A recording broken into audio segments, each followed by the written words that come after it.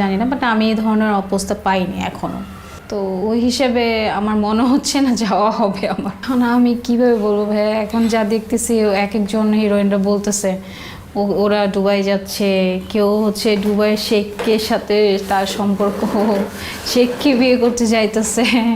অবশ্যই শেখের সাথে তাদের কোনো সম্পর্ক আছে, এই জন্য তারা যে করতেছে।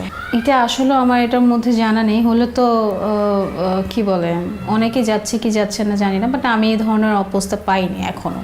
তো ওই হিসেবে আমার মনে হচ্ছে না যাওয়া হবে আমার। আমি বাংলাদেশেই তো আমি এই ধরনের প্রপোজালে কাজ করতে চাই না।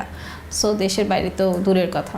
অবভিয়াসলি কেরিয়ার দাগ দেয় এটা। এটা আপনি যখন সিনিয়র না হবেন, যত পর্যন্ত সিনিয়র না হবেন, সেটা আপনার এই ক্যারিয়ার হবে না, ডেভেলপ হবে না। আর আপনি যদি সিনিয়র লেভেলে যদি আপনি না থেকে যদি আপনি এগুলি কাজ করেন, হ্যাঁ, তো এটা আপনার জন্য এফেক্ট করবে আপনার কাজে। হ্যাঁ, কাজে তখন হয়তো বা দেখা গেছে যে আপনাকে নিয়ে গিয়েছে, অথবা নেক্সট টাইম সে আপনাকে পরবর্তীতে কাজে নাও আনতে পারে, নতুন অন্য কাউকে সে নিতে পারে, তাই না? তা আই থিঙ্ক আমার কাছে মনে হয় যে এগুলিতে প্রস্তাবে না যাওয়াটাই বেটার।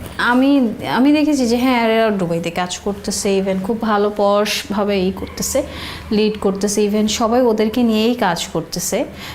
তো তাদেরকে কিন্তু কখনোই কোশ্চেন করা হয় না যে তুমি এত মানে হচ্ছে হাই প্রোফাইল টাইপের লাইফস্টাইল কীভাবে লিড করো। হ্যাঁ, তো ওদেরকে নিয়েই বেশি কাজ করা হয়। তো এখন এগুলি নিয়ে আমি আসলে কারো পার্সোনাল লাইফ নিয়ে বলতে চাই না, আর বলার ইচ্ছাও নাই। এটা হচ্ছে মিডিয়াতে যা ব্যক্তিগত ব্যাপার।